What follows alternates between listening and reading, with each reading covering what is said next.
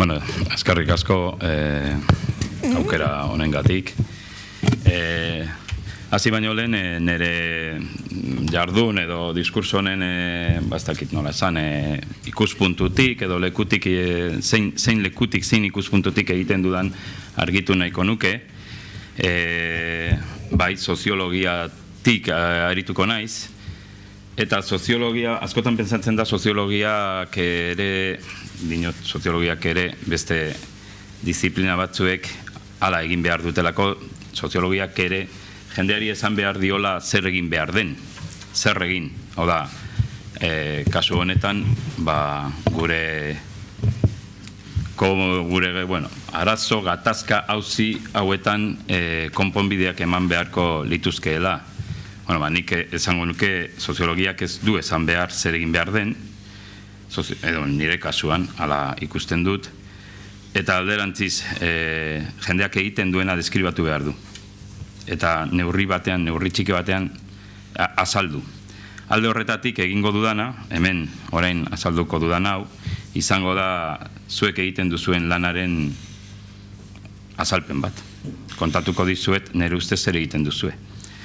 Neurri horretan izpilu bat baino ez da izango, eta ez dakit izpilu horretan itxusi, polit, ez dakit zer ikusiko duzuen, nola ikusiko duzuen zeuen burua, baina, gero aukera izango dugu hitz egiteko horretaz.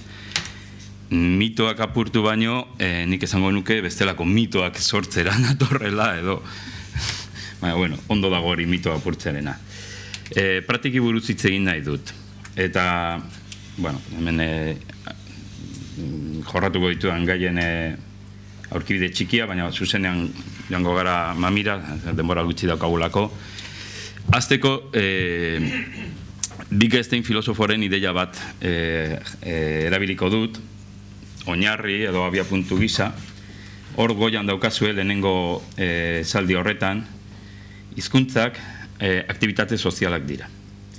Zer esan nahi dut, eta zer esan nahi zuen Wittgenstein filosofoak, eta zertarako erabili nahi dut nik ideia hori.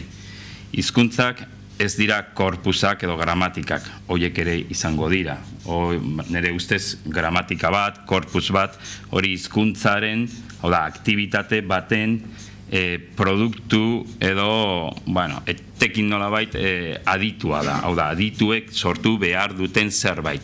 Berez hizkuntza gizarte bizitzan gure ekintza eta gure jardunetan erabat, txertaturik erabat sartuta dagoen jario bat, baino ez da.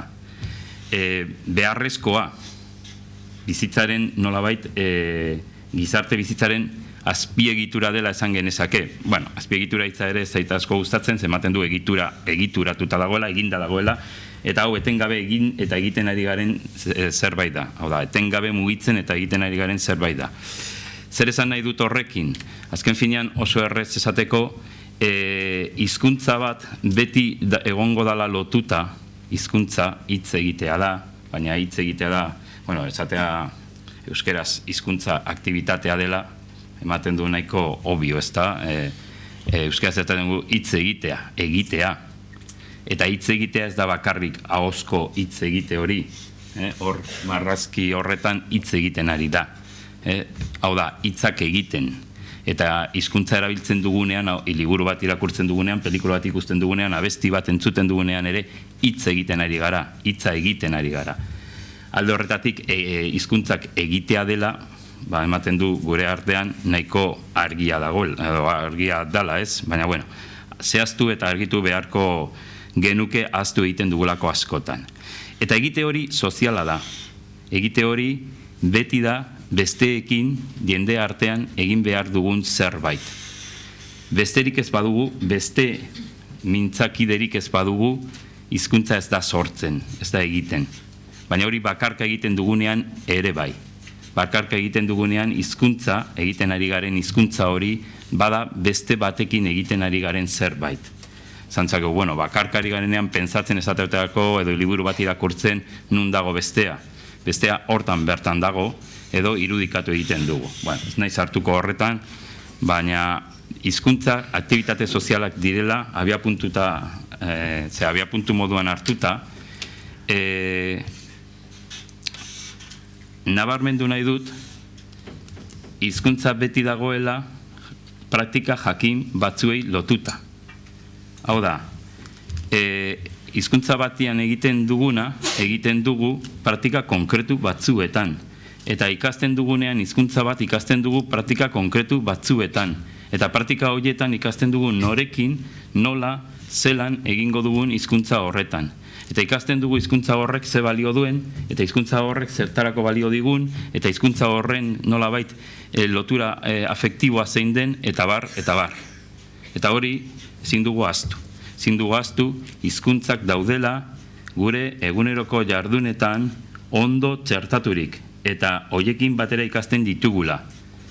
Hizkuntza ez dela gure bizitzatik kanpo dagoen ezer.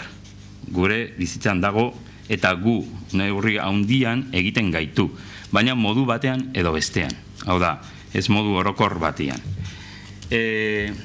Alde horretatik hizkuntza, hor daukazu azken esaldi horretan, norberaren ahalmena eta gaitasuna da, bai, norberaren muinean, baina soziala. Jende artekoa. Eta euskeraz egiten baldin badut, euskeraz norekin egiten dudan kontuan hartu beharko dut. Eta norekin ikasi dudan. Eta harreman hori nolako izan zen. Eta harreman horretan zen nolako afektibitate eta zen nolako lotura egon zen. Eta euskera ikasten dudanean ere, kontuan hartu beharko dut, norekin ari nahi zen. Zen nolako praktiketan. Ze praktika diren?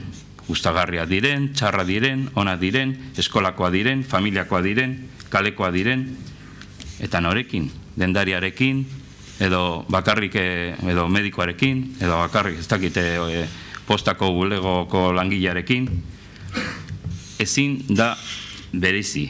Batez ere ezin da bereizi, norberaren bizipenetan ez dalako bereizten. Ez da bereizten. Eta hori da gure hizkuntzaren bizipena eta gure hizkuntzaren nolabait esperientzia. Esperientzia hori, berriro esaten dut, esperientzia horrek egiten gaitu, eta gu gara hori, azken finean gure memoria eta gure hizkuntzarekiko nolabait afektibitatea. Eta ahalmena hortan kokatu behar dugu ere bai. Ahalmena ezin da bereizi erabileratik, hori dano dakigu. Erabiltzen ez bada, ezin du egin. Baina, askotan ahaztu egiten dugu, erabilera praktika konkretu batzuetan erabiltzea dela. Hizkuntzak beti izaten dira aktibitate nolabait zentzudunak, edo zentzuz beterikoak. Ezin dugu ikasi, hitz egin behar dugu, bizitzeko, guk lehen esan dut, gizakiok hizkuntza behar dugu elkarrekin bizitzeko eta elkarrekin bizi behar dugu, ez daukagu besterik, eta behar hori bada berez zentzu handi bat. Hizkuntzaren benetako zentzua hortan dago, beharrezkotasun horretan. Baina beharrezkotasun hori gradu eta mota askotakoa izan daiteke. Zentzurik ez daukaten ekintzetan, praktiketan edo olako jardunetan erabiltzen baldin badugu hizkuntza bat, hizkuntza hori nolabait baztertu egingo dugu eta zentzu osoa daukan hizkuntzari atziki egingo diogu. Hau da, zentzua landu behar dugu. Oso erreza da esatea zentzua landu behar dugula eta zentzu hori beharrezkotasuna izan daitekeela edo izan behar duela batez ere. Hau da, adibide sinpletxo bat. Ebetik kanpo mugitzen baldin bagara auzo honetan, indautzu batean, parentesin artean ez dut esan, gogoeta honen nolabait eremu soziolinguistikoa, erdal testu inguruen eremua izan daiteke. Horretan ari naiz pentsatzen batez ere. Pentsatzen ari naiz Bilbo batean, edo Gasteiz batean, edo Iruña batean, edo Baiona batean, edo Irun batean, edo Ermoa, edo Eibar batean. Holan ja esan dut Euskal Herriko populazioaren 80 edo, ez? Gehiena. Pentsatzen ari naiz horretan batez ere. Eta horretan adibide bat jartzearen, hemendik ateratzen baldin bagara, testu inguru honetan badakigu zein dan zentzu osoko hizkuntza. Hau da, azaldu behar ez dena. Zergatik erabiltzen duzu hori, ez duzu azaldu behar, badakigu zein den, ez da euskera, erdera da. Hemendik ateratzen banaiz eta hemengo dendetan sartzen banaiz, badakit zein den inolako gatazkarik gabe, lehen aipatu du Mikelek gatazka, inolako gatazkarik gabe erabili ahal dudan hizkuntza. Eta beraz, zentzu osokoa, zentzu kolektiboa. Igual ez da niretzat zentzu, ez dakite subjektiboaren aldetik, oso aberatza edo nagusia edo ez dakit. Baina hemen inguru honetan, egitura moduan erabiltzen den eta inori ezer galdetu gabe predeterminatuta daukagun hizkuntza erdera da. Eta hortan ez dago inongo zalantzarik. Hori da nolabait zentzuz beterikoa. Beraz, euskaraz egiten badugu bestelako zentzuak topatu beharko ditugu. Bestelako zentzuak eta bestelako nolabait praktikak antolatu beharko ditugu. Bueno, hori da ideia nolabait ez da euskara ere praktika zentzudunetan barkatuko didazue, baina ja aldendu naiz aurkezpenetik, hori da txarrena, aurkezpenak eta olakoak prestatzen ditugu eta gero aztu egiten. Bueno, euskarazko praktiketan askotan ikusten dugu zentzu gabezi bat. Eta zentzu gabezi hori topatzen dugunean, berariaz landu behar ditugu diskursoak. Asmatu behar dugu zergatik egin nahi dugun hori. Eta zergatik egin behar dugun hori. Eta hortan askotan, esan dezakegu, gainkarga diskursibo bat jartzen diogu euskerari. Etengabeari gara, esaten zergatik erabili behar dugun, edo etengabeari gara esaten erabili behar dugula. Eta etengabeari gara horri gainera zentzu bat topatu nahian. Biztan da zergatik, hizkuntza minorizatua delako, ez dugu ezer asmatzen horrekin. Eta beharrezkoa zaigu hori. Beharrezkoa zaigu, hizkuntza predeterminatua ez denez, zerbait egin behar dugu, hizkuntza hori ager dadin gure harremanetan. Gure praktikak hizkuntza horretan izan daitezen, eta zerbait egin behar dugu, nolabait, eguneroko jardunen jario normalizatutik kanpo.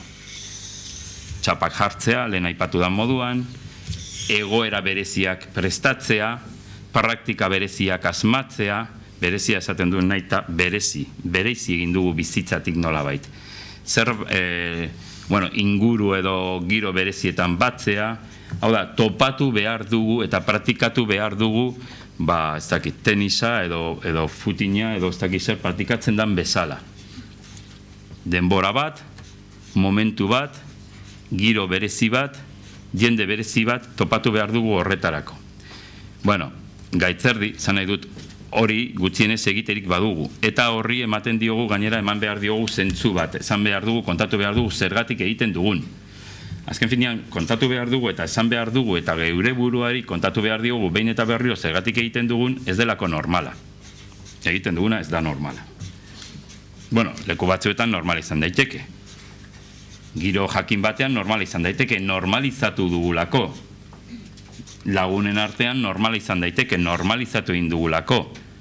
Familian normal izan daiteke, familia horretan normalizatu dutelako. Baina beti topatzen dugu normalizazio horren muga oso hurbila daukagula. Oso gure gainean daukagula. Eta oso euskorra dela berehala normalizazio hori hautzi egiten zaigu, ez? Nik esaten diot horri, ideia horri, azken finean gure praktikak eta gure, kasu honetan gure bereizte lan hori anomalia bat dela. Hemen, lehen aipatu duan adibide horretan oso ondo ikusten da, sartzen baldin naiz denda batean euskaraz egiten, Lutzo Egiak egin zuen moduan, edo orain, hor ikusten da anomalia bat. Eta anomalia hori gaina jarraitzen baldin baduz euskaraz egiten, eta peinatzen baldin bazara euskaraz egingo dut, eta hemendik aterako naiz euskaraz egiten, eta orduan anomalia gatazkatzu bihurtzen da, eta arazoak egon daitezke. Bueno, anomalia gero azaldu behar da. Normalizatu behar da, behitu. Hau gertatu da, kontatuko dizut, esperimentu bat izan da. Esperimentu honen epea eta muga eta helburu hau izan da. Bueno, hori da, azken finean, normalia identitatea deitzen dudan horretan, hau da, egiturazko harremanetan txertatzeko modu bat. Guk badakau oso, nik uste dut oso argi, Euskara, eta hau ja irakaste eta ikaste aldetik esango dut, Euskararen mundura ekarri nahi dugun jendea, mundu anormal batera ekarri nahi dugula. Mundu anomalo bat gutxienez. Eta gainera esaten baldin badiegu, Euskaldun proaktibo eta ez dakizer izan behar dutela, argi esaten diegu, anormalak izan behar direla neurri handi batean, eta seguruenera, lehen esan dudan gaikarga diskursiboa beharko dute. Behin da berriro kontatu eso. Zergatik egiten dugu, zergatik inpeño hau, behin da berriro. Umeek adibidez hori berehala ikasten dute. Bueno, berehala ez da egia. Ikasten dute batez ere nerabezaroan edo nerabezaro aurreko horretan, ikasten dute testu inguru berri, esaten dute erdal testu inguruetan, ikasten dute apur bat arraroa direla. Batez ere euskera baldin badaukate ez bakarrik ikastolan edo eskolan, etxian edo inguruan baldin badaukate orduan ikasten dute zerbait arraro egiten dutela. Eta haiek ez dute oso arraro izan nahi. Horregatik ezen dugu, jo, azten dira erdeaz egiten, karo. Azten dira normal egiten. Eta azten dira gainera normalitate horrek ematen dituen baliabide, ematen dituen sariak, ematen dituen pozak, ematen dituen nolabait gozagarri guztiak nahi dituztelako. Eta holan daukagu, gure gainean daukaguna ez da makala, ez daukagu gure gainean, askotan esaten du, hizkuntza, guk ez daukagu gure gainean hizkuntz txiki bat. Ez frantsesa, ez gaztelera, ez dira hizkuntz txikiak. Izugarria dira, mundu hizkuntzak. Batez ere gaztelera. Askotan ahaztu egiten zaigu, frantsesaren fama, ospea, tradizio bat dagoelako hor, kultura jasoari ondo lotuta, baina gaztelera mundu hizkuntza da. Eta euskera ez. Euskera ez da. Euskera gure bereizgarritasun anomaloa da, edo hor jarri duan moduan gure singulartasun anomaloa. Eta guk egiten diogu gonbitea jendeari mundu horretan zar dadin. Eta esaten diogu, euskera mundu oso bat, universal bat eta normalizatu bat eskaintzen dizu. Ez dakit noraino den egia hori. Nire ustez ez da egia. Zan beharko genioke, behitu, zineman aukera badokago guazen zineman. Ez da oso pelikula ona, edo bada, baina guazen. Edo behitu, euskara, mago bat, edo bi, aprobetsatuko dugu. Edo antzerkia jarri dute herrian euskeraz, aprobetsatu behar dugu. Niri ez da bat gustatzen antzerkia, berdin da. Zergatik hori dana, berri esaten dut, hizkuntza minorizatua delako, eta ahaztu egiten zaigu, normala da aztea ere, bizi nahi dugulako osorik, bizi nahi dugulako eroso, bizi nahi dugulako konplezu barik, bizi nahi dugulako, eta badakigu gainera, gure euskeraz egiten diren praktika asko, eta kasu honetan praktika zabaldu eta egunerokoak, oso atseginak, oso gozagarriak direla eta izan daitezkela, baina praktika bereziak, hau da, antzerki, pelikula, liburua, izan daitezkela erderaz topatzen dituguna, baina asko sobeak, badakigu, Holanda, baina onartu behar dugu, gure nolabait menua txikiagoa dala, murritzagoa dala, eta gainera lana, nekea eskatzen digula, askotan. Hori denok dakigula. Eta gainera zuek lan horretan ari zarete, praktika egilea zarete.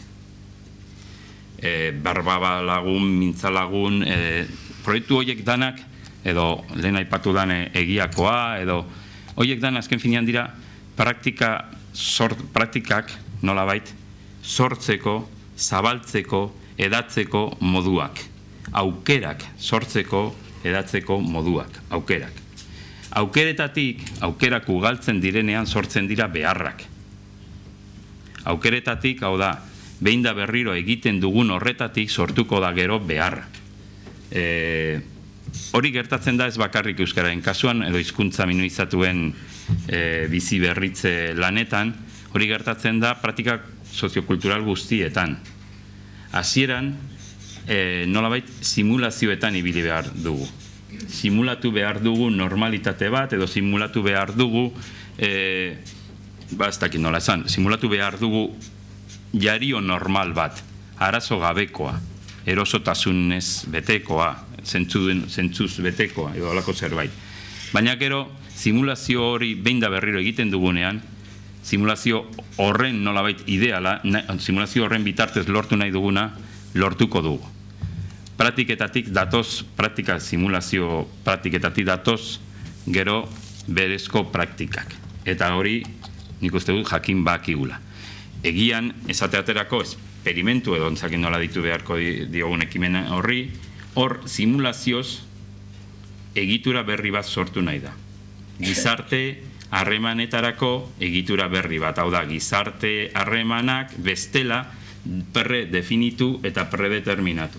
Modu horretan, urrengo batean, denda batean sartzen naizenean jakingo dut hortan euskeraz egin dezakedala. Baina hasieran simulazio hori egin behar dugu. Txapan bitartez, edo apurbet antzerki egiten, edo batzuk adibidez ez dute hori, sepetitze egin dugu erderaz. Eta betiakoa erderaz, holan egiten dugu naturalago. Bueno, simulatuko dugu natural egin dezakegula euskeraz ere. Eta hortatik sortuko da, entrenamendu guztietan bezala, entrenamendu bati buruz, entrenamendu sozial bati buruz hitz egiten ari gara, hortatik sortuko da gero naturaltasun eta erosotasun hori. Eta hori zabaltzen eta edatzen den neurrian, ez da izango ez nirea, ez zurea, ez da izango nire alegina, zure alegina, izango da berez datorrenaren beste zerbait. Berez etorriko zaigulako. Berriro esaten dut, entrenamenduen edo ikaste prozesuen logika bera da hau. Baina kaso honetan ikaste kolektibo eta entrenamendu kolektibo bat baino ez da. Bueno, motivazioari buruz hitz egin nahi nuen, eta erabileraz normalizatuaz, gutxi gora bera, kontatu behar nuena, kontatu dut. Aztu egin zaizki gauzazko. Ederki. Egon deizula, Eduardo, sesuzu denbora gortu, horrek esan nahi du, galderentzako denbora gehiago izango dugula. Urrengo konbidakuak aurkeztu orduko, zuena da hitza, beraz, Eduardok ardatz asko, ari asko ikutu ditu, segurutik galderaren bat, zalantzaren bat, hausnarketa bat ere, entzuteko parada egongo dela, beraz, jaso eskua, altxa esku hori, eta mikrofonoa hurbilduko zaizue.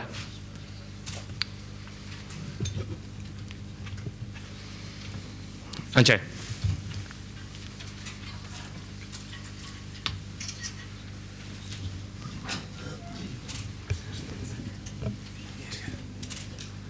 Kaixo, egunon. Nik zalantza bat daukat, gauzatu zoargitza geratuta jan... Bai, parkatu. Lehen eustut okerezpanagoa jan bestela zuzendu berko didazu. Lehen epatu duzu euskara praktika zentzunera eraman nahi dugula, ez da, eta praktika zentzun bihurtu.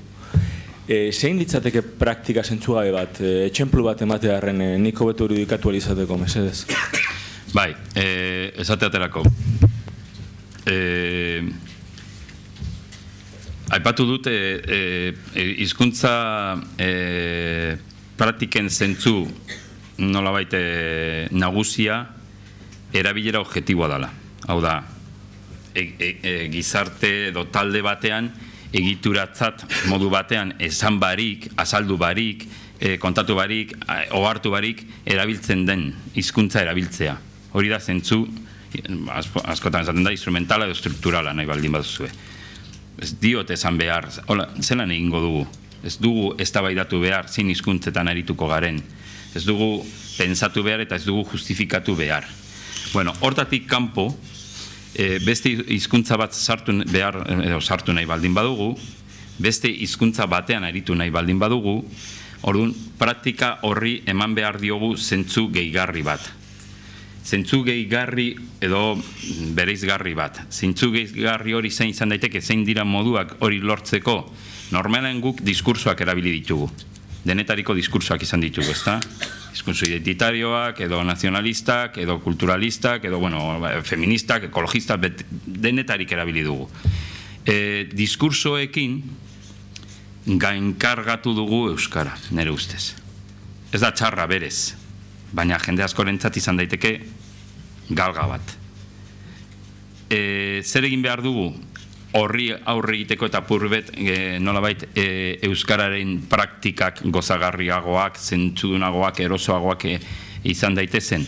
Beste praktika askorekin lotu.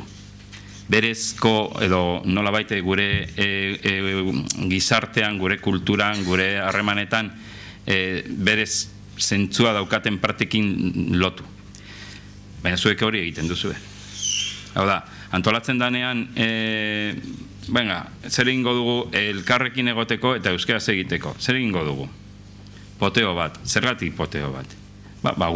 Guztioi gustatzen zaigulako. Hau da, poteoa vampirizatuko dugu, kolonizatuko dugu euskararen alde. Hori egiten badugu, gainera, poteo gustatzen zaigun leku batean eta gustatzen zaigun jendearekin eta gustatzen zaigun gai bati buruz hitz egiten, gauzak hobeto doaz. Ez badaukazu, kanpoko nolabait, lehen esan dut objektibo, objektibo hitza modu batean erabiltzagatik, hau da, berez datorren hori. Ez badaukazu indar hori, zuk sortu behar duzu zure indarra, zure nolabait harremanetan haietan, harreman hoietan, hain zuzen. Eta nondik aterako duzu hori? Nondik aterako duzu indar hori? Vampirizatu, kolonizatu beste jarduera horiek. Zentzu, nik esaten dut, uztartu egin behar ditugula, edo bestela esan, zabaldu behar dugu kontaktuagatik, zabaldu behar dugu praktika baten zentzua beste batera eramateko. Zakitu ulertzen dan. Pelikula bat egiten adibidez, netzat eredugarria delako bete aipatzen dut katxiporreta, pirrita porrotz, eta hori bakizue. Kasu horretan, zenbatuko baginitu, zenbat jende joan den, zenbat erdaldun utz joan den euskara utzezko praktika horretara, harrituko ginatek, asko eta asko. Zergatik, praktika horrek berez badu zentzua. Ondo egin dagoelako, umeentzako atsegina delako, heltzen delako, asmatu egin dute zerbait lortu dute, eta hortan inork ez du zalantzan jartzen euskararena, ez dut uste. Naiz eta erdaldun utze izan. Orain dela gutxi, oso niretzat harrigarri izan zen,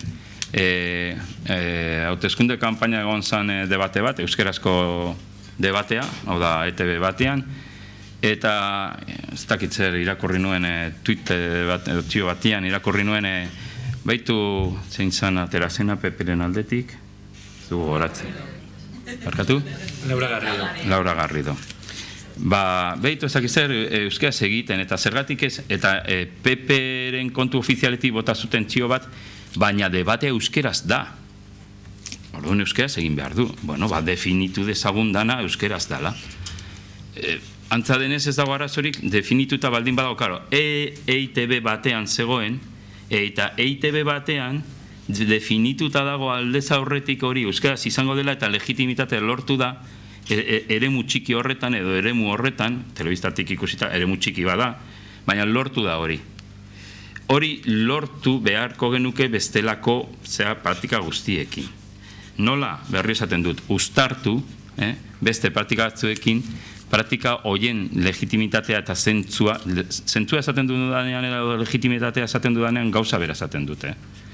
Zentzua eta legitimitatea lortzeko praktika horretan ere. Ez dakitu lertu dan, hori da ideia. Beste galderarik, beste itaunik, nik bakarra ukat, atentzioa ditu dialako zuke aipatutako gauzatxo batek. Harremanetan gazteleratik euskerara aldatzeko simulazioen beharra zitzain duzu, eta simulazioen bitartez entrenamentu bat bideratu behar dela, gero, erosotasuna lortzeko, dendari aipatu duzu, baina noski, aurrean izan dezakeguna, dendaria izan daiteke, baina baita kuadriako lagun bat, baita sanitarteko bat, baita lankide bat. Simulazio horietan, segun eta aurrean nor daukagun, metodologia diferentea izan beharko litzateke? Bai, eta erabili dira asko. Hemen berriro esaten dut, nik ez dut esango... Eta zeitzu metodologia, posible. Nik ez daukate erantzunik, zuek daukazu erantzuna. Metodologia asko erabili dituzue, ez? Zan nahi dut, erabili dira kontratuak, erabili dira berariazko nolabait konpromisoak, publikoak, erabili dira apurka ezarian sartzeko holan euskararen presentzia areagotzeko keinuak edo denetarik erabili da, esan nahi dut. Hortan azkenean kontuan hartu behar duguna da entrenamendu hitza erabili dut naita, entrenatzen dugunean dano dakigu,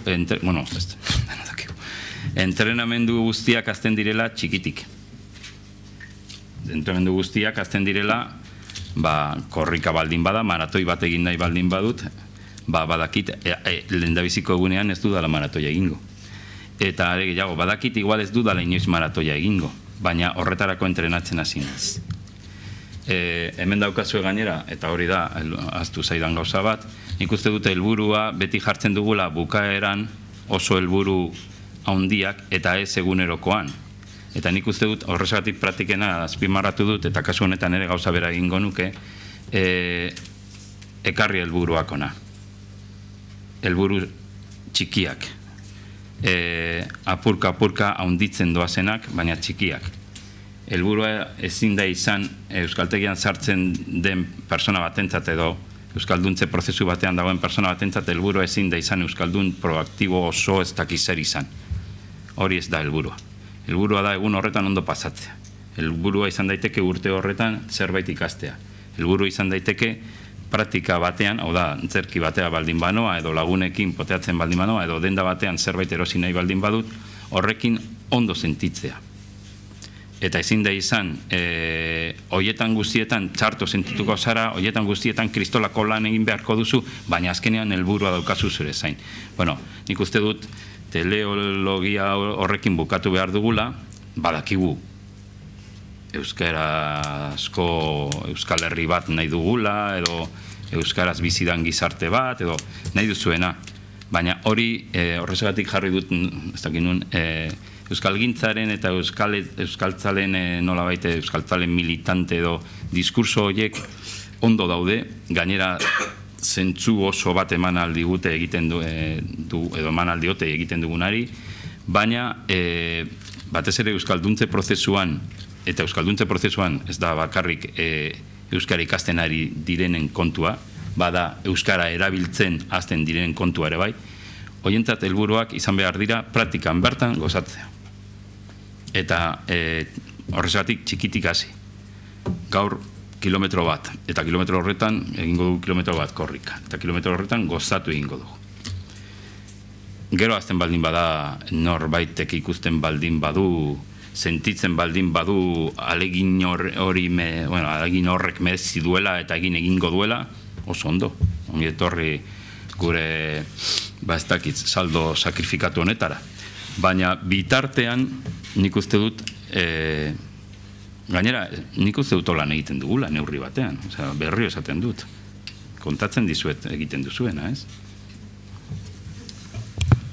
Eduardo Podaka, plazerra izan da, eskerrik asko txaloak Eduardorentzat.